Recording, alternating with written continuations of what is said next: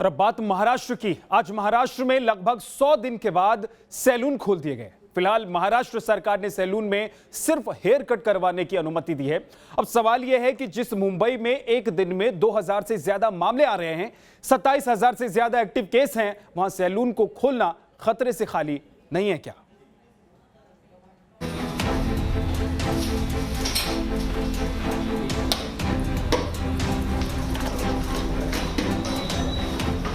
मुंबई में 28 जून से सैलून के अंदर कैंचियों की आवाज सुनाई पड़ने लगी है। सैलून में कारीगरों और टेक्नीशियंस से लेकर ग्राहक तक सेफ्टी मेजर्स के साथ नजर आ रहे हैं। सबके चेहरे पर मास्क है, सैलून में सैनिटाइजर है। थोड़ी थोड़ी देर के बाद सैलून और औजारों को सैनिटाइज किया जा रहा है। मतलब सुरक्षा के तय मानकों का पूरा ख्याल रखा जा रहा है। सैलून मालिकों को हिदायत दी गई है कि दुकान के बाहर साफ तौर पर सूचना दी जाए कि मौजूदा दौर में सैलून में सिर्फ बालों की कटिंग हो सकती है, बाल डाई किए जा सकते हैं, बालों की स्ट्रेटनिंग या कर्लिंग हो सकती है, लेकिन शेविंग, ब्लीचिंग या फेशियल नहीं होगा।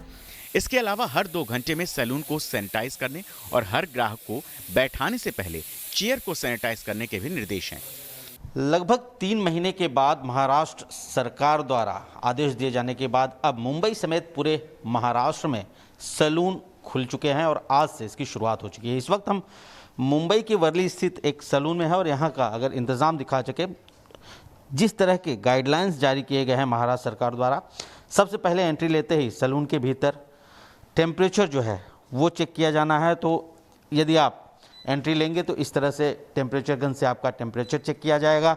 इसके अलावा एंट्री लेते ही यहाँ पर आपको एक सैनिटाइज़र दिखेगा, जहाँ पे आपको अपने हाथ को सैनिटाइज करना है। और जब आप आगे बढ़ेंगे तो आगे यहाँ पर आप देखिए गन स्प्रे रखा हुआ है। जो भी कस्टमर होगा, कस्टमर को पहले पूरी तरह इस गन से स्प्रे करके उन्हें सैनिटाइज करना होगा।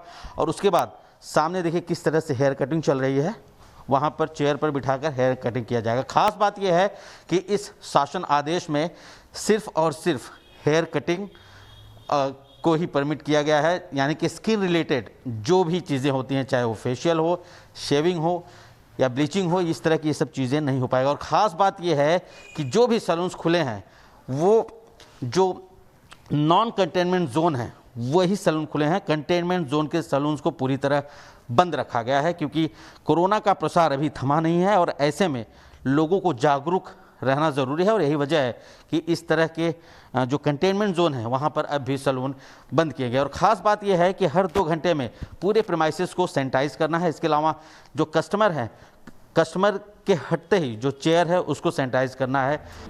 सरकारी आदेश के मुताबिक पहले दिन तो सैलून और ब्यूटी पार्लर में चौकसी दिखाई पड़ रही है।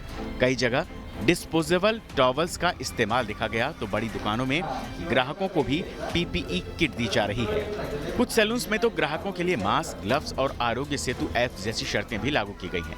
सैलून भी आधे या 1/3 क्षमता के साथ ही काम कर रहे हैं। फिर भी सवाल उठता है कि जिस महाराष्ट्र में एक अनुमान के मुताबिक 15 लाख सैलून और ब्यूटी पार्लर्स हैं, उनमें से मुंबई में ही 2 लाख से ज्यादा सैलून और ब्यूटी पार्लर्स हैं और इनमें औसतन कर्मचारियों की तादाद 10 लाख से ज्यादा है। इस लिहाज से देखा जाए तो मुंबई में कोरोना संक्रमण की बढ़ती दर के खतरे का संकेत भी देती है, क्योंकि महाराष्ट्र में 1,59,133 कोरोना संक्रमण के केस आ चुके हैं, जिनमें से 67,615 पॉजिटिव केस हैं। इनमें मुंबई में 27 जून की रात तक 27,134 केस रिपोर्ट किए जा चुके हैं। ऐसे में कंटेनमेंट जोन के अलावा सेफ जोन में भी सैलून और पार्लर्स को खोलकर सरकार ने रिस्क तो उठाया ही है।